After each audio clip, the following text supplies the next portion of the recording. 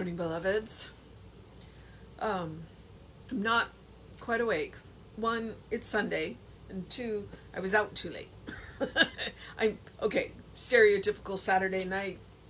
Went out too late. No.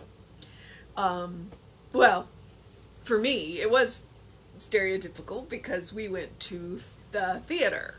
Um, there's a there's a company called the Texas Repertory Theater, and there's a gorgeous theater in Humble.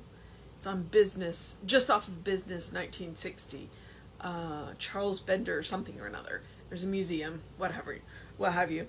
But it's a beautiful theater, and they did a musical tribute to Rosemary Clooney. There were two people in it, and it was a husband and wife, and then they had a jazz trio. Um, and the wife did Rosemary Clooney and told a story as well as singing a number of her songs. Told it's a pretty specific story, a pretty specific place and time, but it told kind of her whole story in this. And then her husband, the actress's husband, played literally every other character. In the context of she was apparently okay. I know nothing about Rosemary Clooney outside of she was in White Christmas. That's it, and she's George Clooney's aunt. Uh, but which I also did not know. She's Miguel Ferreira. She was Miguel Ferreira's mother, and I love Miguel Ferreira. So but that's okay. What was beautiful about it is she checked herself into a mental institution, and then she put and then so the context of this story takes place in the therapy sessions with the doctor, and her husband, the actress's husband, plays the doctor, and he plays every other character that she touches on in the therapy sessions, including he sings Sisters with her, with the fans, and it was beautiful, and it was sweet, and it was amazing, and I feel like I know a lot more about Rosemary Clooney, and I respect Rosemary Clooney. I mean, not that I didn't, I just, I didn't know who she was. But it was beautiful, and it was wonderful to watch this husband and wife act together and sing together and dance together, and you could clearly see how much he loved her to do this role. And it was interesting to watch Rosemary Clooney deal with this in the therapy setting. It was very healthy. It was very healthy to watch a therapy session. So you kind of got an idea of how helpful and healing those kind of things can be. I'm a big proponent of working with a doctor in a therapy session like that.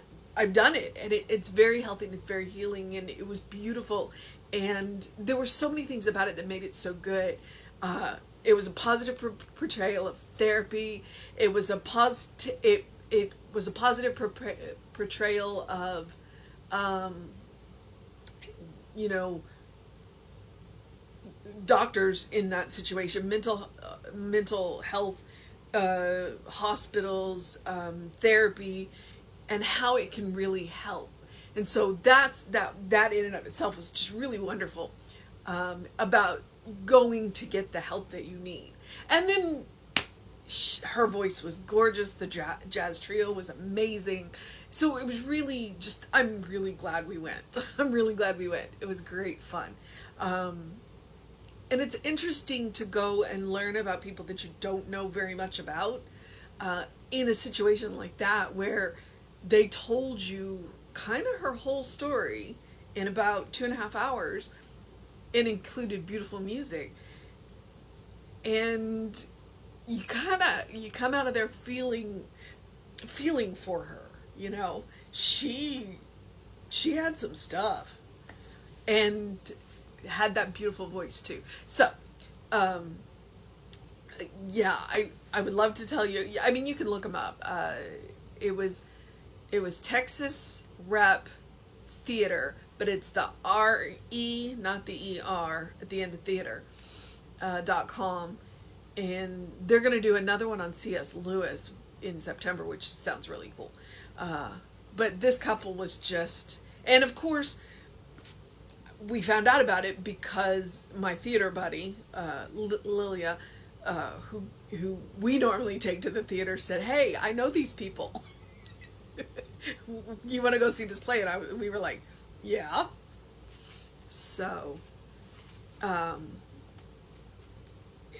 yeah, I'm definitely a big. I mean, Broadway can have it. I will go to local theater any day, any day, any day. So, all right, it is July 18th, and our title is I Use Divine Law. And our Bible quote is, "Commit thy way unto the Lord, trust also in him, and he shall bring it to pass." And that is Psalm 37:5. It is written that the law of the Lord is perfect. Therefore, when we commit our ways unto the Lord, we automatically are using this perfect law, even in the most trivial things in life. To this law, there is neither great nor small. It is always responding to us by corresponding with our mental attitude towards it. Our mental attitudes can be consciously controlled. Therefore, we can always make conscious use of the law of good. The law of mind brings all ideas into expression according to man's thought. Therefore, we know that our positive vision brings right action into our affairs. We do not try to influence people nor attempt to bend them to our will. But we do know that we sustain our consciousness. Nope, hang on, let me try that line again. But we do know that what we sustain in our consciousness will be established in our experience. When we know that God action is right and depend on God action and not on personalities, whatever is necessary to the fulfillment of our vision will be included in our experience. Today, I have faith in the law of God. Today, I guard my thinking, consciously endeavoring to think affirmatively and with faith. I believe that the law of the Lord will bring every good and perfect thing to me, and will bless everyone whom I hold in consciousness. Knowing that the law of good operates through my word, I speak this word with implicit confidence, with complete acceptance, and with absolute abandonment to good. All right. There are a few lines that I definitely really want to dig at, but I'm going to start with he says the law of the Lord is perfect. I want you to remember that in this context, perfect means whole. Everything is included. Okay? I know that perfect is one of my trigger words. I will be upfront with that. My father and I had a very interesting relationship growing up. It was not healthy. We have come a long way, healed that relationship, but perfect was an abusive word. So I have an issue with the word perfect, which is one of the reasons why I continually come back to reminding you perfect means whole, not flawless.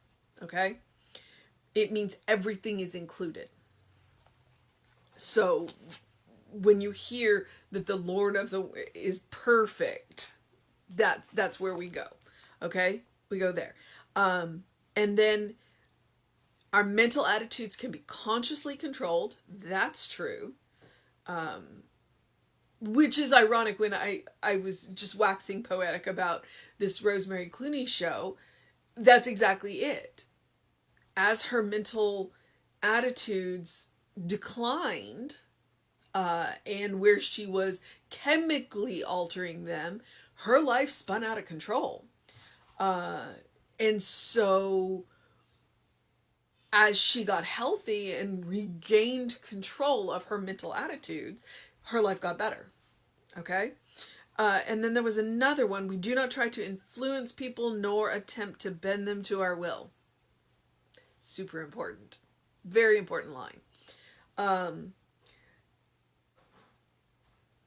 So there's a couple of them that we'll definitely go back and look at. So I use divine law. This one is a very good blueprint on how to use the divine law. Because your use of the divine law says a whole lot about you. It acknowledges, based on how you use it, can show how healed you are, or how unhealed you are, or how much work you might want to consider doing, depending on what your life is, what's showing up in your life. I'm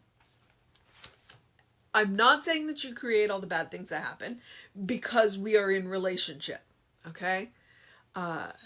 So bad things happen to good people, but the difference is the attitude with which we move through them. Those mental states that allow us to manage when things happen that are far beyond our control. And how we react and respond to those situations, and how we move through them.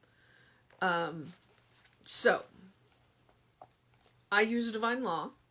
Commit thy ways unto the Lord, trust also in him, and he shall bring it to pass. Psalm. That's the law. That's what we're talking about here. So, it is written that the law of the Lord is perfect. The law of the Lord is whole. Everything is included in the law of the Lord. When we commit our ways unto the Lord, we automatically are using this perfect law, even in the most trivial things in life. Even in the most trivial things in life. Everything we do over the day, our lifetime, is done through this law. The big things and the little things, because God does not know scale. God does not know scale. And so therefore, the little things are just as important as the big things in the law of the Lord.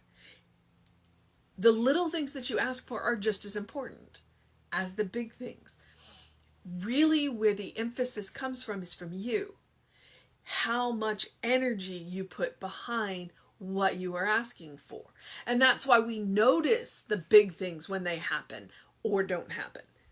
And we don't notice the little things. But every little thing we do is the law. We do it through the law. And so the little things are just as important. And that may be one way you can, if you're not sure that the law is working, look at all the little things that happen all the time around you. Go back and she had that song, Count Your Blessings instead of sheep when you go to sleep. That would be a way to do it. That's Rosemary Clooney, I'm sorry. I've still got the play in my head. That would be the way to do it, is, go back and look at all the little things that happen just magically. And look at those demonstrations, and then gradually that can step you up to the big demonstrations. Okay? So if you're not sure that the law is working, go look for the little ones. To this law, there is neither great nor small. There is no scale in God. It is always responding to us by corresponding to our mental attitude towards it. Do we believe that it is working? Are we working within the parameters of the law? Which we talk a lot about righteous action. What are the parameters of the law? Well, that they benefit as many people as possible, that they harm no one, including ourselves, that they are creative, that they trend towards happiness and joy and peace and all of that. If we're working within those parameters, then the law is going to function exactly the way it's meant to, creatively. And also, if we state the what and let go of the how. But it's our mental attitude. Do we believe it is gonna work? Are we putting that positive energy behind it? That positive emotional energy behind it? Or do we not believe that it works? And are we constantly telling ourselves it's not going to happen? Because if we're doing that, the law is working. The law is absolutely working. But the law is working because we're denying it. And the law says, okay, well, this is obviously not what you want. I'm going to wait until you tell me what you want. So you have said that you want this, but you don't believe that you want this, or more importantly, you don't believe that you deserve this. That's the way the law works. So, our mental attitudes can be consciously controlled. Do you know what you're thinking? Do you know what you're feeling? And that is where a whole lot of our power with the law comes from. If we know what we're thinking and we know what we're feeling and we are consciously managing that, it's not always easy to control our feelings. And it is not always easy to control our thinkings because things happen. But the more work we do before, so that when things spin out, as I said, we are in relationship, the more work we do before, then we can be conscious of our thinking, and we can go, I don't like where that thought is trending. I'm gonna redirect it. I don't like how I'm feeling. I'm going to take steps to manage that. So sometimes the word control is a little harsh on the ear. I get that. So that's what I'm talking about. We do our work so that we can respond, so that we are aware of our feelings and we are aware of our thinking, and we can manage the directions that they're taking. Our mental attitudes can be consciously controlled. Therefore, we can always make conscious use of the law of good. If we don't know what we're thinking and we don't know what we're feeling, we're not going to make good use of that law. We need to know who we are. Starting with, we are beloved children of God. Start there. Always, always, always start there. And then figure out who you are. Figure out how you feel. Figure out what you're thinking. The law of mind brings all ideas into expression according to people's thoughts. Therefore, we know that our positive vision brings right action into all of our affairs. It brings all ideas into expression. The law doesn't judge. The law doesn't judge. So, if we are having negative ideas and negative thoughts, they will manifest somehow. Not necessarily world ending, but they're going to show up, and then we're going to look around and go, what? And then we go back and we say, well, this is how I've been feeling. This is how I've been thinking. Let me go back and do some work on myself. We do not try to influence people nor attempt to bend them to our will. The only person we have any control over is ourselves. And the only influence that we should have on other people is how we make them feel. And if they feel good around us, then we have the opportunity to light their path. We have the opportunity to be guidance. But we don't want to manipulate them. We don't want to force them. We don't want to do any of that. We want to say, hey, I feel good. This is how I feel good. Would you like to do this? And if they say no, then we let them go. You know? We don't want to... It's not healthy for either one of us. But we do know that we sustain our conscience... there's that. I keep leaving out the what. But we do know that what we sustain in our consciousness will be established in our experience. They say you are what you eat. if you eat good, healthy fruit, vegetable, you know, meat, I don't even know where I'm going with that. But what medical science has said, these are healthy for you to eat. Fruits, vegetables, grass-fed, free-range meat. So I'm not a vegetarian. Mostly, but not completely. I do try and make ethical choices when I do eat meat. So that's what I'm talking about. These are healthy. So that helps to keep my body healthy. Well, things that I read, things that I watch, things that I, like this play last night. These also sustain my mental and emotional. This is what I'm feeding myself. And it's not just about food. So my consciousness is healthy and well and happy and peaceful. And that is what manifests in my experience. I straight up, if I catch, I'm not one of the people who can watch horror movies. I'm just not, because then I have nightmares. And then I don't sleep well. And then I'm cranky the next day. And then my day doesn't go well. See? That's what I'm talking about. That's me. People there, I'm not saying horror movies are bad. I'm saying they're bad for me.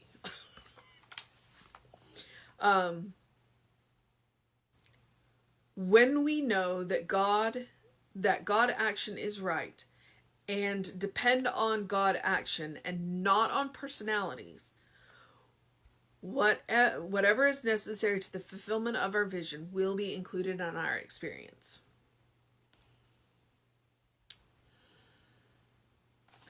Not on personalities.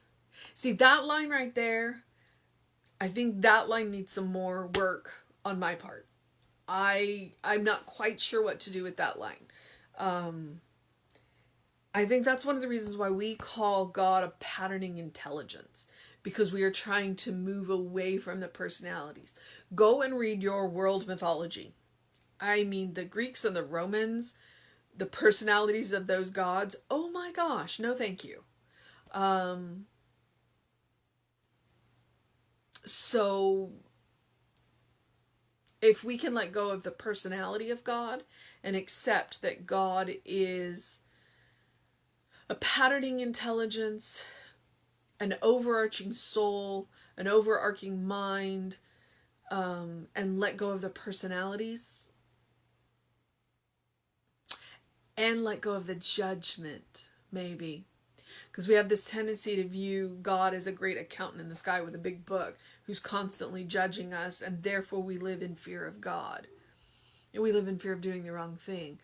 So maybe there seems to be something there. That may be what that line is about. I'm not sure. It would be something to work on, and maybe you have an idea. And your idea is better than mine. And I fully support and accept that.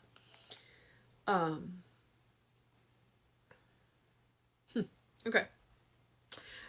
Today I have faith in the law of God. Today I guard my thinking consciously. Today I guard my thinking, consciously endeavoring to think affirmatively and with faith. I believe that the law of the Lord will bring every good and perfect thing to me and will bless everyone whom I hold in consciousness. Will bless everyone whom I hold in consciousness. Meaning, I'm not trying to manipulate anybody. I'm not trying to, what was it that he said? I'm not trying to influence people or bend them to my will. But I'm holding them in my consciousness in positive love, in positive light, and knowing that by giving them free passage through my mind and free passage through my heart, blessing them on their way, that it's helpful to them. That I'm not hurting anybody, and I might be helping. Especially if they've asked me for help. That's the beauty of prayer treatments. I can treat for absolutely anybody in the world that I want. But it's more powerful when they say, hey, can you treat for this for me? Because then I know what it is that they want. And I know what I'm holding in consciousness for them.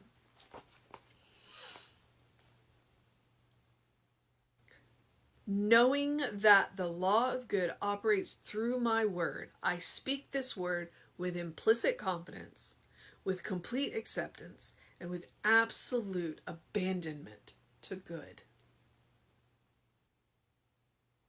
Not the what, always the what, never the how. Always the what, never the how. All right, beloveds. Our mission, should we choose to accept it.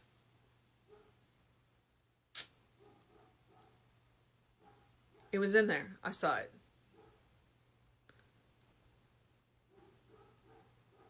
Ooh, there's a big barky in my neighborhood today. Okay. Our mission, should we choose to accept it, is to guard our thinking, consciously endeavoring to think affirmatively and with faith. That's it. That's it. Because our mental attitudes can be consciously controlled. And that's what we're after. We are, we want to be aware of what we're thinking and feeling. That's our mission. That's our mission. To be aware of what we're thinking and feeling. It doesn't mean that we have to be joyously happy all the time. It means that we can be sad and we can be angry and we can be all of those other emotions. But we want to be aware of them.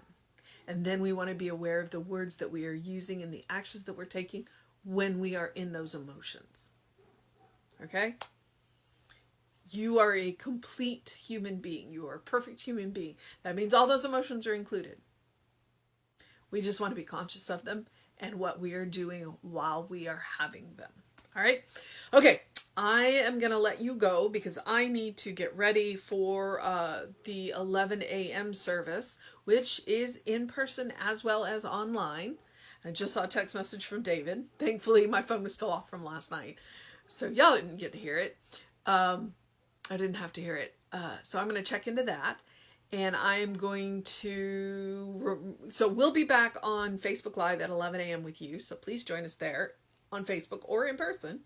And then Reverend David will be on around 5 p.m. And I will be back with you at 9 a.m. But as I always do, I'm going to encourage you. Do something loving for yourself. Do something kind for yourself. Do something compassionate for yourself. Whatever that is. Whatever that looks like. Yesterday for me, I went for a good long run, played with squirrels, and then took a nice nap. So today, my loving, kind, and compassionate thing I'll spend a lot of time working on videos on the computer so that I can get the service uploaded for you. And why I say that's loving, kind, and compassionate, it's me in service to other people, and I enjoy it. It's kind of fun. So, whatever it looks like to you.